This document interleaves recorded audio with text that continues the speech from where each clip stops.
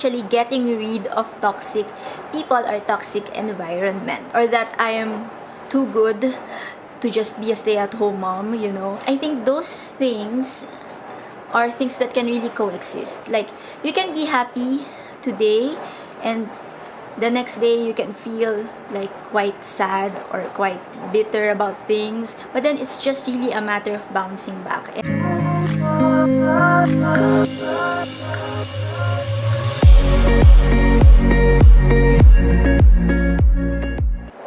Hey Boss Moms! Welcome back to our channel. So today's video is sort of a follow through on our last video, which is this one. If you haven't seen it, please do watch it. So in that video, we talked about quitting the 9-to-5 job, becoming a full-time mom. What are the factors that could be hindering you from actually resigning or leaving your work, and how do you really assess the situation based on where you are, what your priorities are, and all of that. So if you haven't seen that video, I highly recommend that you watch it, especially if you're one of those moms who are confused on what decision to make when it comes to quitting their full-time work. So for today's video, we are going to talk about the transition phase, or what will happen once you've decided to leave your 9-to-5 job and once you become a full-time stay-at-home mom. I think this is something that's not really being discussed online. It's the one that's not really being talked about that much. But I do think that it's important that if you're going to decide to quit your job, or if you're a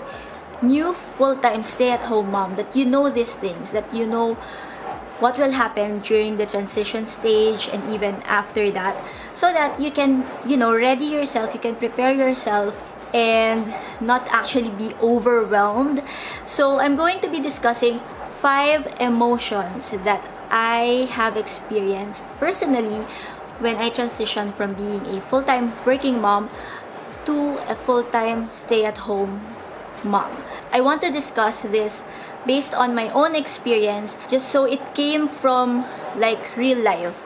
It's not something that I'm just like making up in my mind. The things that I will be sharing with you really happened to me. I've experienced it firsthand. They're not suppositions, they're not something hypothetical. They are things that I really have gone through, and so I really want to share them with you, so that again, you know what really happens when you stop working, especially if you're working for years already, or if you're someone who's like me back then, who was determined to climb the corporate ladder. Because I have to be honest that the transition, it's not easy, and again, you will go through different kinds of emotions. So for today's video, I'm going to be sharing with you the emotions that I actually felt. So before I give you the first tip, if you haven't subscribed to this channel yet, please do so. Again, we're a new online community for moms that aim to encourage, empower, and enlighten moms on how to achieve the 3 P's, which are purpose, productivity, and perspective. If you want to support us, please do subscribe and also join our Facebook group. Okay, so I just want to give you a very short background of my career. So I started working in 2007 when I graduated. So from 2007 to 2014, I have worked full-time in an office setting. So for 7 years, I have worked as a full-time employee. I worked for various companies and industries, and from 2014 up to now, I've been doing freelancing. And during those years, I have also experienced having a regular client. So it's like a full-time freelance work. I mentioned this in the previous video that I have experienced being a full-time working mom, being a stay-at-home mom with a full-time work, being a stay-at-home mom with an online business, and even a restaurant business. And I have experienced being a stay-at-home mom with no earnings at all. So going back to the topic of this video, I want now to share with you the 5 emotions that I have felt during the transition period, or during those years wherein I transitioned from being a working mom to a full-time stay-at-home mom. So the first emotion that I have felt, or the first thing that happened to me, was that I was just so glad. I was so happy. I was pleased with being at home. Why? Because there's no traffic. There's no need to wake up early to go to work. I don't have to go out of the house and commute, or travel if it's raining, especially if it's raining really hard. I don't have to dress up. Like, I don't have to think of what clothes to wear or buy new clothes for whatever work that I have at the moment. And if you're like me who has experienced working with toxic people, with people who I just, there's really no connection. If you have experienced that, then another advantage of being a full-time mom is that, or being a stay-at-home mom, is actually getting rid of toxic people or toxic environment. Now, of course, apart from those things, the biggest factor or the biggest thing that contributed to that happy feeling, just feeling satisfied, is the fact that I finally got to really take care of my kids on my own. Since 2012, we don't have any helper. So my husband and I, we take care of our kids. But when I was still working at the office, my mom would take care of my kids. So anyway, but when I became a full-time stay-at-home mom, we decided not to get a helper or a yaya or a nanny anymore, and that I will be the one to really take care of our kids. When I quit my office job, and when I decided that I won't apply for any office job anymore, during that time we only had 2 kids, 2 girls. By the way, now we have 3 kids, okay? So anyway, so that's the first emotion that I felt. I really felt happy. I really felt pleased with, not having to deal with all those things like the traffic, again, the toxic people. So it's good. It's a good start, and I think it's really important that you have that good start. That when you start transitioning to being a full-time stay-at-home mom, that you have that really pleasant memories to hold on to, because you will need that in order for you to overcome the next emotions that you will actually feel. Which leads me to the next one, which is boredom. So after being pleased for quite some time, after being happy with, having all the time for myself, not having to wake up early and all that, and just having time really at home without thinking of anything else, I actually started feeling bored. And it's really mostly because of me, of my doing as well, because I stick to the routine. I didn't really have any hobby. I started YouTubing in 2014. So that's the only hobby that I had during that time, but it was not a hobby that I'd say I do regularly. I was very inconsistent back then, and up to now I'm still very inconsistent with my own YouTube channel. But I really started feeling bored because of the routine, because you do the same things over and over again every single day. And then the next feeling that I felt is actually bitterness, especially whenever I get to see friends, colleagues, people I know from college and all that, who are achieving things. I really started to feel bitterness because, as I mentioned at the start of this video, I was once a determined soul when it comes to my career. I really wanted, that was my goal back then, to really climb up the corporate ladder, and I do believe that I was able to do that, but only for a short period of time, and I had to stop. And then maybe because there's still that desire in me, or a part of me that actually wants to still achieve things. So I started comparing myself to other people, to my colleagues or especially my college friends, thinking that I should have been at the same position as they are, or that I am too good to just be a stay-at-home mom, I think it's safe to say that during that time when I have experienced that kind of bitterness, I still have not really embraced the role as a stay-at-home mom. I still see myself in a different light. I still have not embraced motherhood as the next most important role that I play after being a housewife. And now when I say that I got bored and I got bitter, it does not mean that I don't get to turn my emotions around, or that I don't get to bounce back and be happy, that I was not happy during those years, okay? I just want to make it clear that I am happy, that I was happy, but once in a while I would feel bored, or I would feel bitter about those things. I think those things are things that can really coexist. You can be happy today and The next day you can feel like quite sad or quite bitter about things because you're not just satisfied with like where you are or what you're doing, but then it's just really a matter of bouncing back. And if there's one thing that I'm really good at, that is bouncing back, picking myself up and starting over again. That's why I said earlier that it's really important that you have that good, pleasant foundation when you start transitioning to being a stay-at-home mom, because that's the thing. Those are the memories that you can hold on to when you start feeling down, when you start feeling like you're in this rabbit hole. You really have to be able to pick yourself up. And the fourth emotion that I actually felt, I became depressed. I became depressed especially when I lost my full-time freelance work, when I started to really not earn anything, when I started earning zero, when I don't have any money to my name or in my bank account. I started feeling depressed because I feel that I'm of no value because I'm not providing for our family.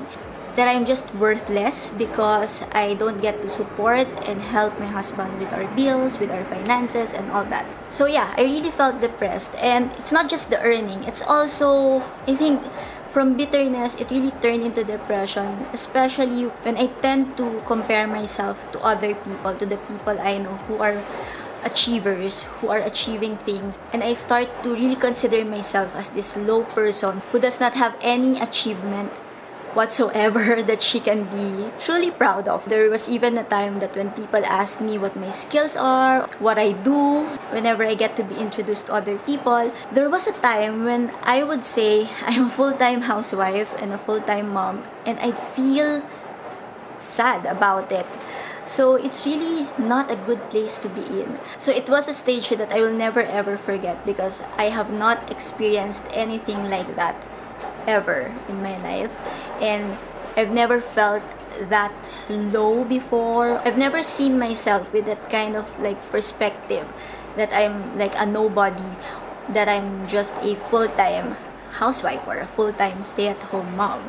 So it was really, again, it was really a tough time, and yeah, you will get to experience that. If you have not experienced that, you have transitioned from being a working mom to a stay-at-home mom, then good for you. I'm happy for you. But I'd like to be honest, and of course, I'd like to people to be aware. I'd like moms to be aware that that might happen to you as well. So the last emotion, I'm actually going to leave it blank for you guys because I don't know what you'll get to experience after you feel depressed. But in my case, I actually felt refreshed or renewed or strengthened. And this is an ongoing feeling, an ongoing emotion that I try to really nurture because, again, when I say I have experienced boredom, I've experienced bitterness or feeling depressed, it does not mean that I have experienced those only one time. Especially the feeling of bitterness and the feeling of like emptiness, not really depression, but more on emptiness. Those feelings are recurring feelings for me. But by God's grace, whenever I get to experience bitterness or feeling of emptiness, or whenever I feel like I'm going to regress to being depressed again, I just hold on to God. I just hold on to His Word, to His promises for my life. I hold on to the fact that our lives here, this is not our permanent life. This is just, we're just journeying here towards the eternal life. And having that kind of faith really helped me cope with the negative emotions that I get to feel once in a while. So I want to share those emotions with you because those really are real emotions. They aren't made up. And being someone who has actually experienced those, I want you guys to also know that there is a possibility that you will also get to experience that once you transition from being a working mom to being a stay-at-home mom. Again, our experiences are different. Some of you may say that you didn't experience bitterness or that you have not experienced being depressed at all about it. And if that's the case for you, then that's good. I'm so happy for you. But again, that won't be the case for everyone. So now that you know about the possibility of experiencing those emotions, I didn't share those to prevent you from quitting your work, okay, or quitting your job, because if anything, if you should know anything about me, you should know that I'm an advocate of intentional parenting, and again, I have overcome that phase wherein I look down on myself about being just a stay-at-home mom. Actually, whenever I hear someone say that they're just a stay-at-home mom or a full-time mom or a full-time housewife, I try to correct them that it's not a just role. It is the most important role assigned to you by the Lord, and you should learn how to embrace it. Now, how do you embrace it actually? I will give you 3 tips on, or things to consider, if ever you get to experience any or all of the emotions, the roller coaster of emotions, once you transition from being a working mom to a stay-at-home mom. The first one is pursuing a hobby or pursuing something for yourself. Don't think that because you are a stay-at-home mom or that you are a full-time housewife that that's all there is, that you shouldn't pursue something for yourself. You can always pursue a hobby, pursue something that you really want to do something for yourself. Continue learning. There are a lot of free courses online. You can open up an online business, something that you can do on the side, and also something wherein you can earn extra for yourself if that's really something that you want. Just don't think that, that our dreams or passions or whatever it is that we want to achieve personally, don't think that those things have to end when motherhood begins. That's not the case at all. Again, you can pursue those things. It's just a matter of, knowing your priorities each and every day, being really, really intentional with how you use your 24 hours in a day in order for you to do and balance out different things that you actually want to do. The second one is live with a grateful heart. Being grateful, really, I think that's really the key.